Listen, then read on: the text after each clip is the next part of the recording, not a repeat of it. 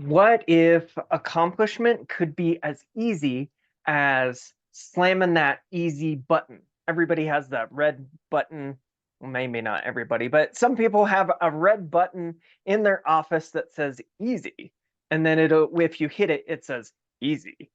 And if we want the things that we accomplish, the things that we work on to be easy, to be easier, to be easeful, to have a sense of flow. And so this is going to be the episode for you if you struggle to get started with a project, or if you are standing in your own way, if you're using self-conscious thinking, imposter syndrome, if you have thoughts that you are blocking yourself with. And you know it too. I think we all know how that feels. So this is going to be the episode for that. If that's you, watch this episode of the Rich Life Realization podcast. And today I have a really cool guest too. I have Steph Stewart. She's joining me again. Rock Thanks so star much, Steph. Rich. Yeah. Thank you so much for having me back. Oh, it's my pleasure. She is an ectopic pregnancy loss coach. So if you or someone you know is struggling with ectopic pregnancy loss, she's the person to talk to. And today we're going to be talking about making things easy, about accomplishment. This video is going to be very connected with another video, and it's rolling down a hill. I'll name it something like that, where I, I'm going to be filming at a park. I've already filmed it, and I roll a ball down the hill. That's the one. So if you watch that video, you can watch this video first or that video first. It doesn't matter, but they're going to be connected. We're going to dive a little bit more deeply into the ideas behind that video. And we're going to also have opportunity for questions and answering, for dialogue with my wonderful guest. So it's Awesome. exciting. I'm game. Let's do it. Let's do it. And if you've never tuned in before, my name is Rich Life. I help people that struggle with imposter syndrome, the thought leaders that want to make a difference in the world. I help them let go of the self-doubt so that they can realize their impact journey. In this space that you found, it's the Rich Life Realization podcast. Your vibrant life is a single thought away. And so the reason why I brought Steph on is because we were talking as we were sword fighting, which is what we do, where we were sword fighting, I think it was, what, 3 weekends ago, 2 weekends ago? hmm 2 or 3 And weeks, yeah. yeah. She's an amazing sword fighter. So if you have the chance to sword fight Steph, I would definitely take the opportunity because she's very, very good. Thank you. But I think you had my number most of the time. Well, I feel like I got stabbed a lot. I've been sword fighting a little bit longer, so it's totally fine.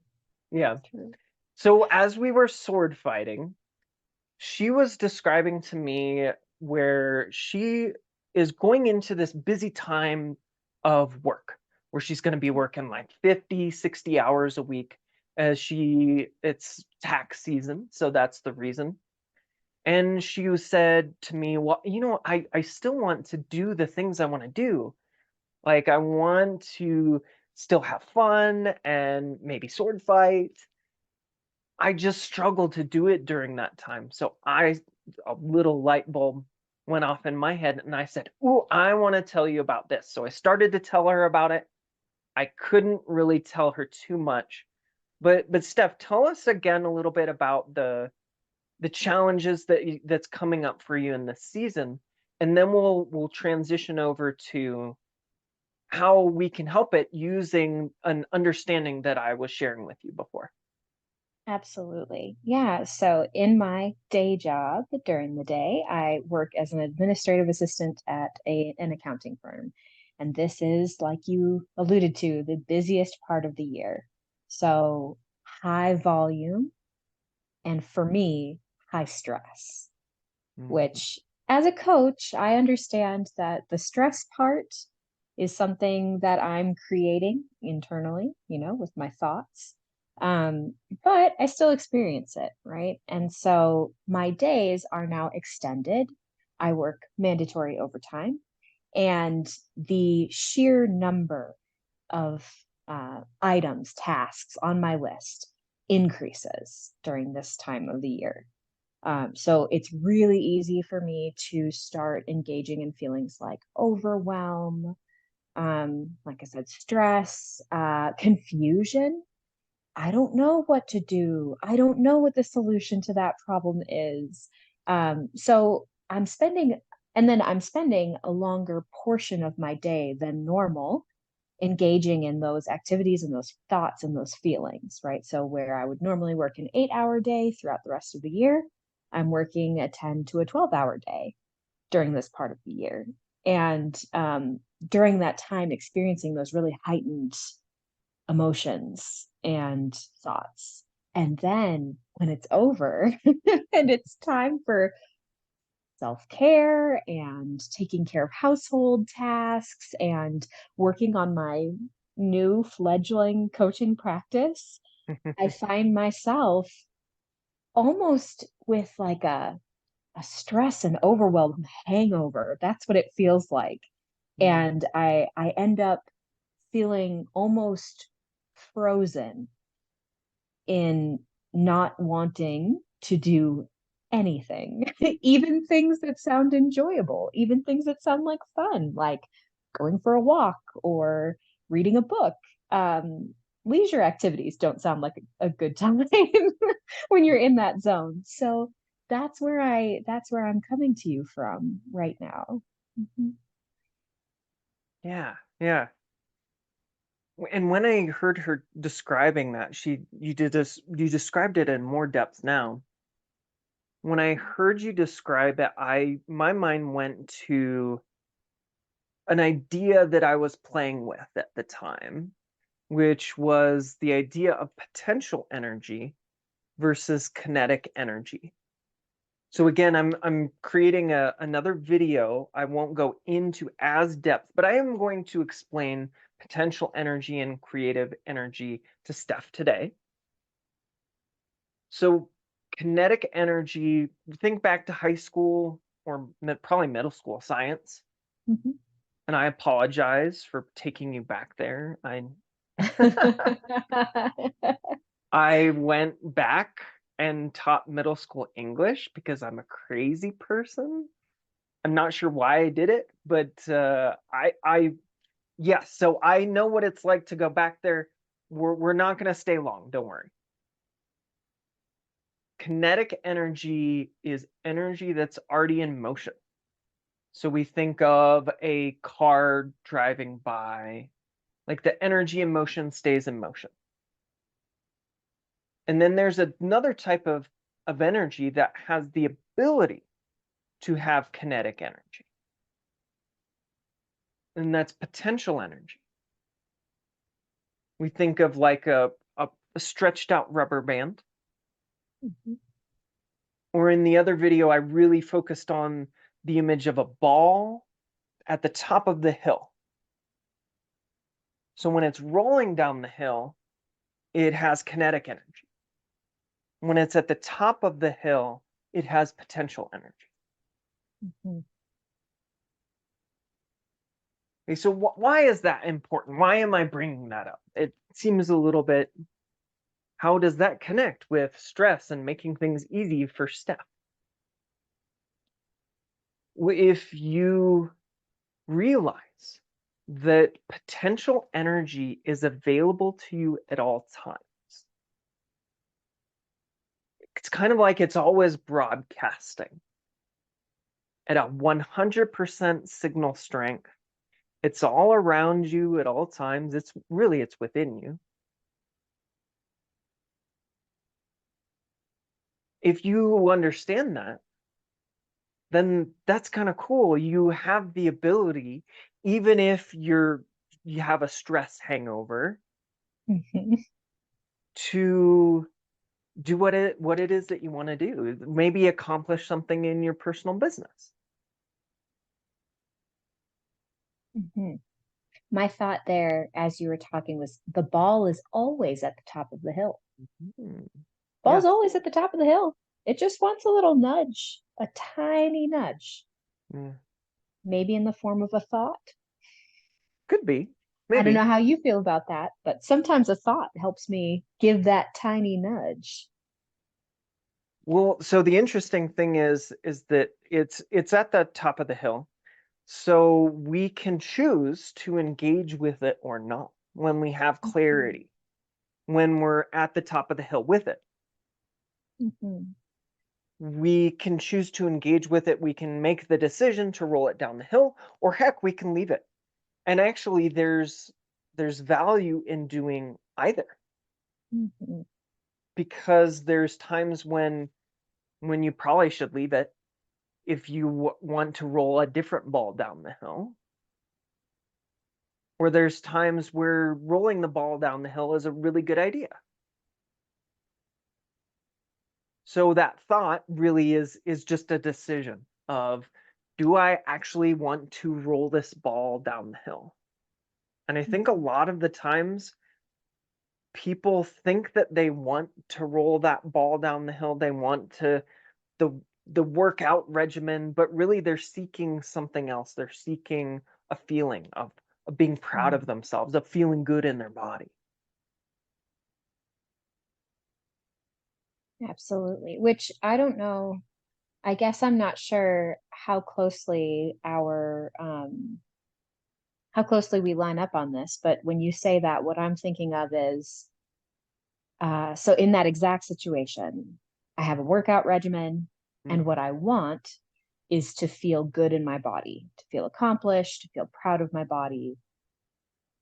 In my line of thinking, I can feel proud of my body and accomplished in my body whether or not I do the workout. But it's very hard to do that if you aren't aware of that thought being an option to you, that you mhm, can just be proud of your body. You can just feel accomplished if you want to. And sometimes the circumstance of having done the workout makes it easier to feel that way, mhm. Yeah, but it's not necessarily required. And that's yeah. something that can be kind of a mind twister at the very beginning. Like, what? I don't have to do the workout to feel good about my body? Nope, sure don't. Mhm. Yeah, very cool. Yeah, a lot of people think that they're connected, that they're correlated. Mhm. The working out, the action of working out and feeling good about my body. They must be Mhm. correlated, right? They must be. It's like ice cream and murder. Like the You're gonna have to explain that one. well, okay, yes, okay. So they noticed that there was a correlation between ice cream sales and murder. Now, what was actually was going on, because there's no correlation of ice cream sales and murder. Like, oh yes, of course, we need to watch the ice cream sales because they're leading directly just to murder. But what they were finding is that there was a, a there wasn't a correlation, there wasn't a causation, there was a correlation, but that the heat, Right. the heat rising was actually the causation of both. So in this case, the thinking in the moment is the cause of your feeling good about your body, not the working out. Even though they feel connected, they're actually not. Mhm. And if I'm ever looking for proof of that concept, I think about times that I've worked out and it hasn't felt good. Yeah. Because sometimes you go to do your whatever your workout routine is, whether it's at a gym or in a class, and you in your mind you judge your workout as an underperformance. Oh, I didn't try hard enough. I didn't do as many reps as I was supposed to. I didn't, you know, whatever the chatter is, and you don't end up feeling accomplished and great. And it's because of that thought. Hmm.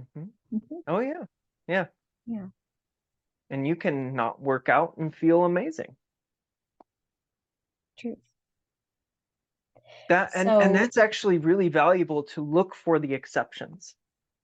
To see, is this actually a rule in life? mhm. Well, and same thing with grief. Does everybody have the exact same response to this? If that's not the case, then that means that there is a possibility of a different response. And also that sometimes grief can be welcome. Yeah. What an unusual concept. We we are deeply we are deeply embedded, or I don't know, we have this idea that we should all feel good all the time, Hmm. and that happiness is the ultimate goal, and that what we should all be striving to do is to feel happy. But I think that there's space for wanting to feel grief when something happens that you don't want to interpret as a happy, good thing. I don't even want to say the word good, actually. I'd like to retract that because I think sometimes grief is good. It's I struck think from the sometimes, record. right. Well, sometimes grief is the feeling you want to feel. And there's more and more research about performance stress. So bringing it kind of back to where we started with discussing my work obligations and the things that I'm handling in my day to day life as I'm building my business, there's a difference between stuck stress and performance stress. So, like the kind of nervous feeling that you might have before giving a big talk to a room of 500 people. I would say that that's a performance stress, and it's not a bad thing that my body is gearing up. And I'm thinking about like my adrenal system is gearing up to be prepared to stand in front of that crowd of people and hit all of my points and really perform and say the things that I want to say and be able to answer the questions on the spot that I know are coming and during the Q&A. That's very different than the kind of stress that I'm sometimes experiencing in my day-to-day job, where I'm maybe creating stress when I'm not in front of a client in my own mind, just because Mhm. I'm thinking about the pile of tasks ahead of me, like, and that's kind of a stuck stress. It's really hard to take good actions and have that real clarity from that place. Mm. Whereas performance stress almost provides some clarity because I'm thinking about how do I knock this thing out of the park? And it's still a version of stress for me, but it's very different. Mm. Yeah. Well, I also like that you brought up clarity, because in that previous video, or in the connected video, I talk about top of the hill thinking versus bottom of the hill thinking. So top of the hill thinking, you have that clarity. It looks really simple and obvious and easy to you. You roll the ball down the hill and it's just like, oh, I'm just gonna keep up with the ball, really, is my only job. There's momentum behind it. You have kind of this natural motivation that's easy. You don't have to cultivate it and build it up and say, I'm gonna motivate myself. And we're gonna contrast that with bottom of the hill thinking, where kind of what you were talking about, that sounds like the stuck stress. Mhm. where you're kind of having to push the ball up the hill and it's very grinding. You're trying to figure it out, and it's a lot of effort. A lot of motivation is needed for it. And a lot of pushing and pressure. It's kind of like the higher you get in the mountains, you get less air pressure. The higher you get in your clarity, you get less mind pressure. Mhm. And therefore more ease. Yeah. Hmm. So, the $1,000,000 question, how do I shift, or what can I try to shift my perspective from the bottom of the hill to the top of the hill? Yes. It's the question. So I talked about that easy button at the beginning. This is the funny thing. You don't actually have to press the easy button, the button that says easy. You have to realize that you are unconsciously pressing the hard button. Mm. Mhm. Where are you actually pressing the hard button without knowing it?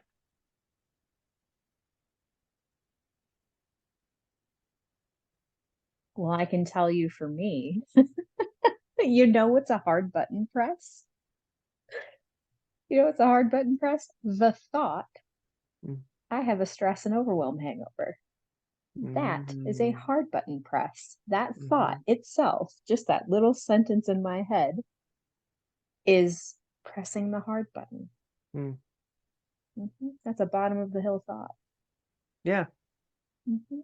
Now, once the thoughts come to you, it's too late to like block them. You can't be like a thought goalie. Like Mhm. you can try. I'm like, go ahead, but it's so quick. It's so rapid. So once it comes, totally fine. But once it comes, you have a choice. Now, sometimes it doesn't feel like you have a choice, but you actually do have a choice with how much power you give that thought. So even though you're pressing that button, because that thought is showing up in your head, you don't have to hold it down.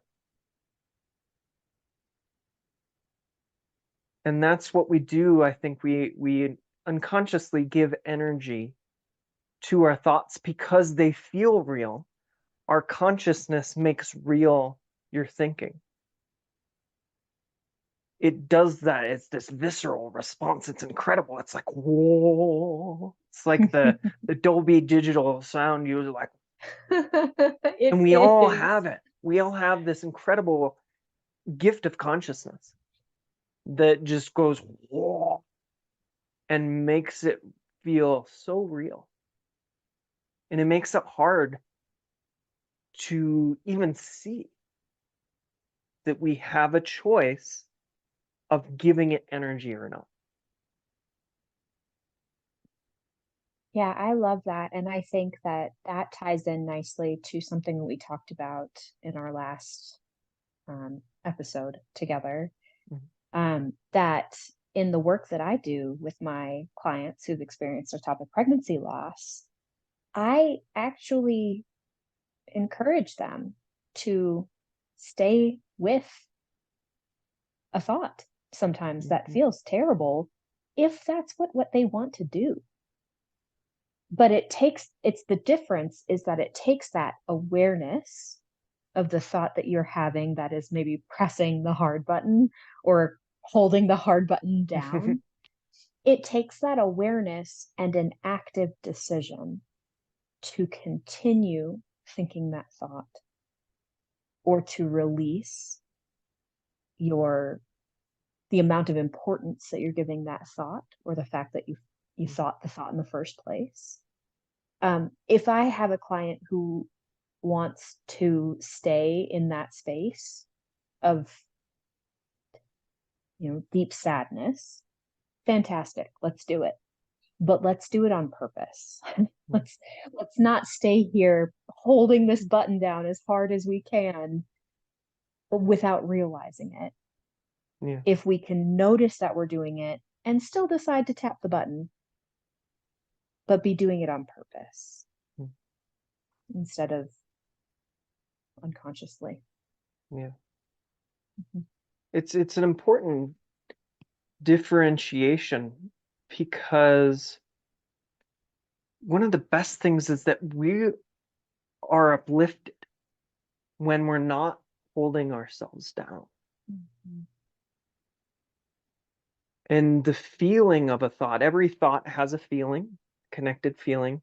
That's so valuable, because you can feel how that thought feels to have. Mhm. And what that means is that if it hurts, it's probably a good signal that it's not a good thought to hold on to. Painful thoughts. I wrote this in one of my poems recently. Painful thoughts are like falling knives. Mhm. If you try to catch them, they're going to cut you. Now, sometimes we don't know, so we're grabbing knives the whole time and we're hurting ourselves. But when we truly realize what we're doing, when we truly see that we're holding, not from our intellectual minds, because the intellectual mind is like, oh, I know I'm doing it, but I can't stop. Mhm. Mhm. It's a part of that consciousness that's real. It's too close to it. But when you realize it from the power of your deeper mind, it doesn't make sense to hold on anymore to what hurts. The question that I usually ask is, do you think that that thought is serving you? Mm-hmm. Yeah. And the I think that's pretty feeling common. tells you. Mhm. Mhm. And so there are times where, even though a thought feels very true to us, Yes. we make the decision to let it go. And the reason is because we recognize that it's not really moving us forward to where we want to be and be feeling in our life. Yeah. Cool. I maybe want to bring it back a little bit, because I will be talking a lot more about the consciousness. And if you're interested in the poetry, you can visit my website, richliferealization.com. But I want to bring it back to the easefulness, the easy. So we'll bring up an example. Like, let's say you have your 14-hour day. Mhm. Do you still brush your teeth? I do. Okay, cool. Me too. And is brushing your teeth hard or easy? Easy. Easy I peasy. Don't even think about it. I know. Hey, wait, that might be a part of the secret. I'm like, I'm answering these obvious questions. Yes, I know they're a little loaded. So there is an easefulness in brushing your teeth, and I'm gonna say that there's two reasons why.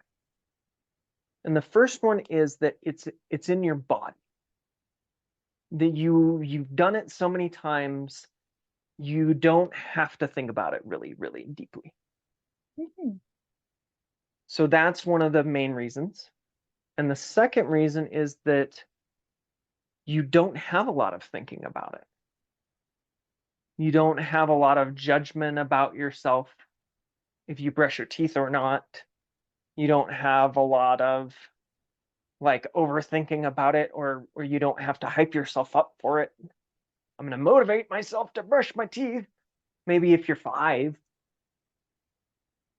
but now when you're an adult, it's obvious and easy because you're just taking care of yourself.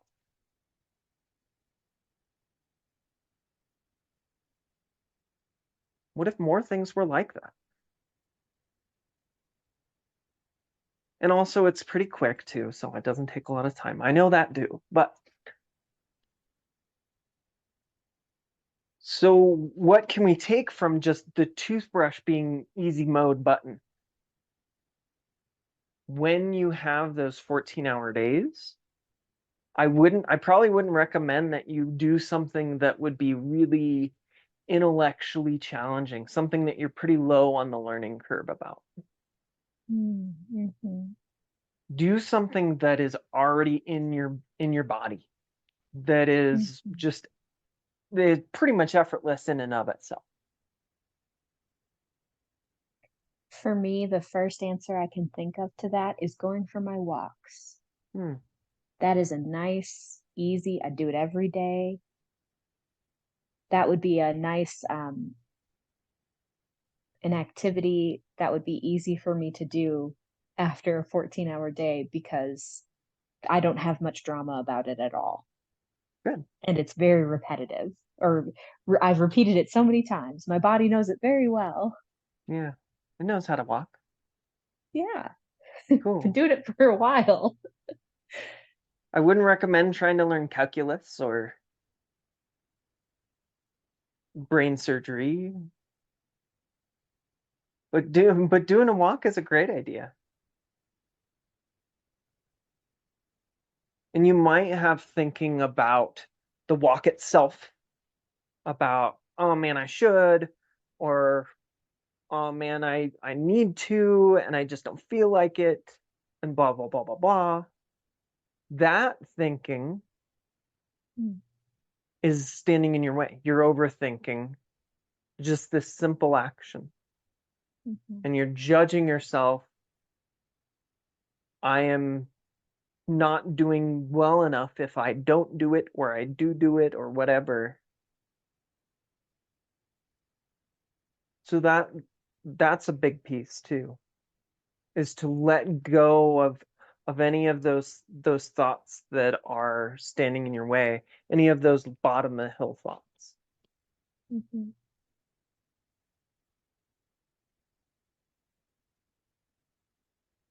Yeah, that seems like something that I could do. I believe very much in the validation strategy to release a thought.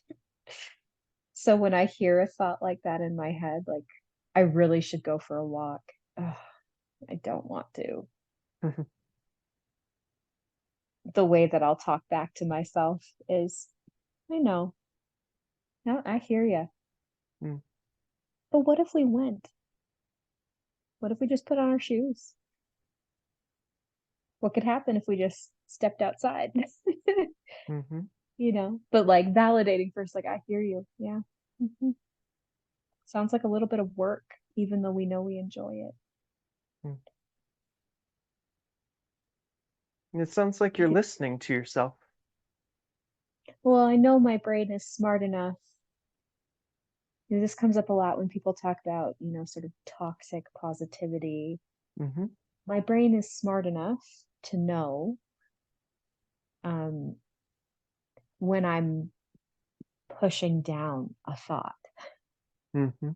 And if instead I can just be curious about it or acknowledge it, a lot of the time that does a lot to help me release it gently. Mm, Stop shining such a light on it. yeah. Mhm. Cool. One thing I'd be curious to get your opinion on is, and I brought this up in the connected video,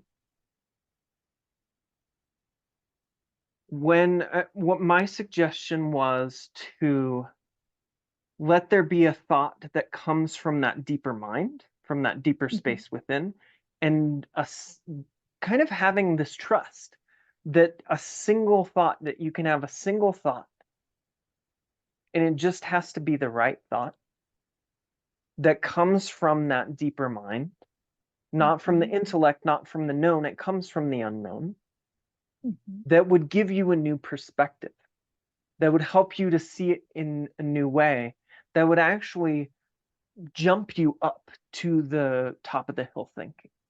mhm, And some people, you might call it a wisdom, an insight, a realization, and that there's a trust in that it is there, and that maybe I'm just not seeing it yet. And that if I wait, if I give it time, if I give it space, it will come. What do you see in that? mm. So the way that I access that wisdom Hmm. when I'm looking for it is to imagine myself in the future, situate myself as her, and give me now the advice that she has to give. So it is me. It's me, and I'm living the life, the life of my dreams, right? I am living my life, the one that I want to live. And I look back to myself right now today and I say, here's what you need to hear right now. Hmm. And that's where that wisdom comes from. That's the imagery that I use to get myself to that wisdom place. And I assume that there are lots of different things that people could imagine, Hmm. um, lots of tools that you could come up with to sort of access that wisdom. But for me, that's the most powerful. Hmm. Cool. Yeah. I think the most valuable part is to look towards the space where it will come from. Mm-hmm.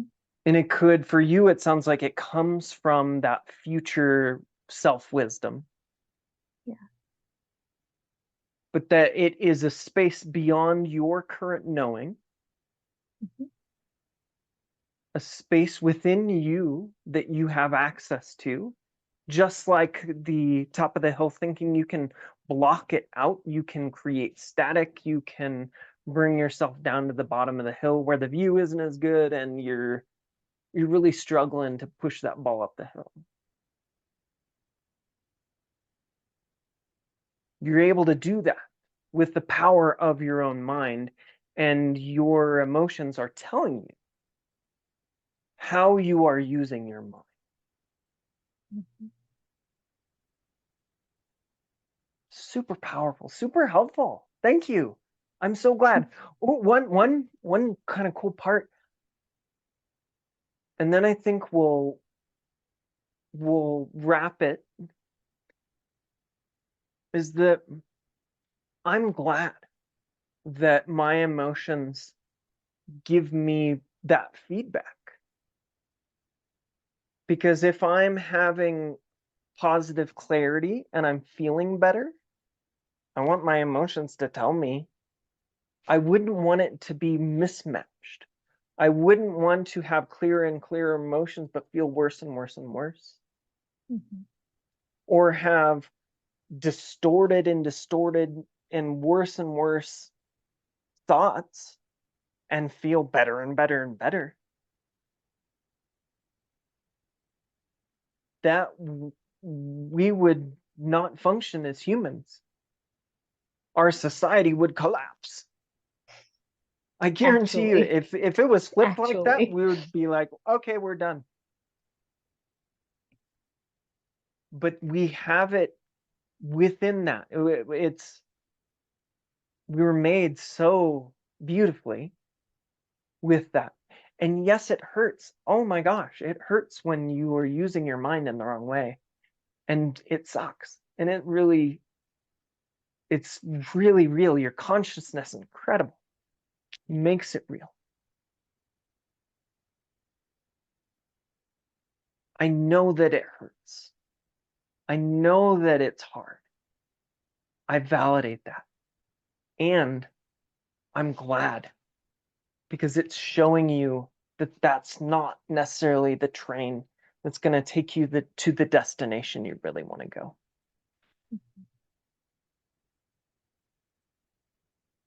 And if that isn't clarity, I don't know what is. Yeah. Recognizing that. Yeah. Mm-hmm. Having gratitude for that. It's beautiful.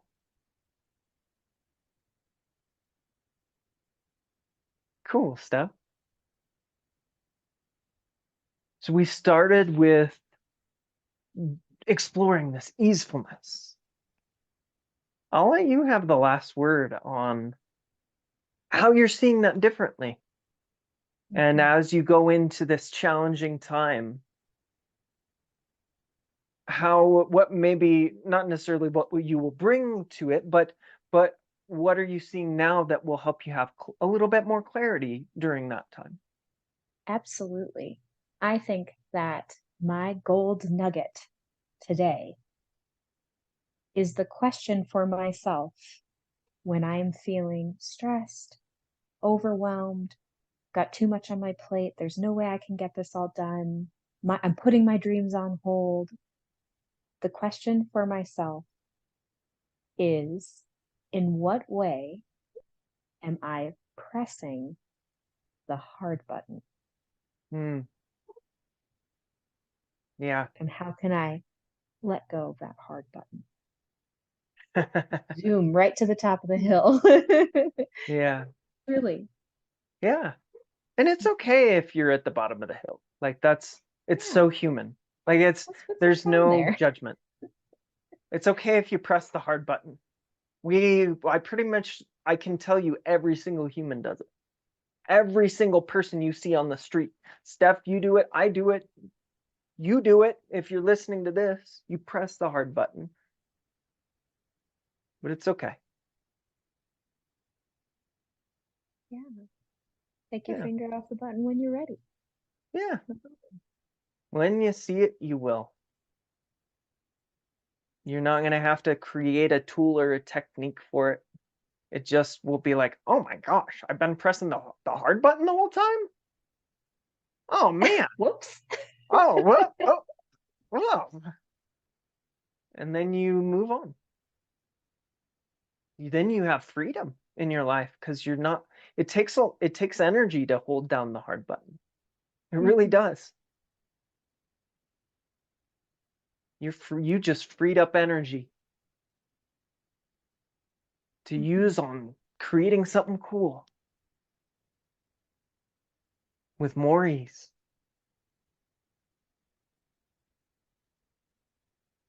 Steph, I so appreciate having you on the Rich Life Realization podcast. You might be coming back. Thank you so much, Rich. It's always great. I always come away with new, deep insights about how life can be richer. Yeah. And some people might hear some of your thoughts and some of your insights and be like, I want to meet with Steph. How do they connect with you? The very best way to find me is to find me on Instagram at Ectopic Loss Coaching. That's my handle. And I read all of my comments. You can DM me there. That's the easiest way to get a hold of me. Cool. This has been the Rich Life Realization podcast with awesome guest Steph Stewart. We're exploring the rich life, and I have a favor to ask of you. I don't do any commercials on this, but I want to impact the lives of as many people as I can. I want more people to have this easeful flow in creating what they want. And that's part of the rich life. So if you could please share, if you know somebody who's pressing the hard button, share this video with them, and we'll have less hard buttons pressed. We'll make a better world. This is the Rich Life Realization podcast. Your vibrant life is a single thought away.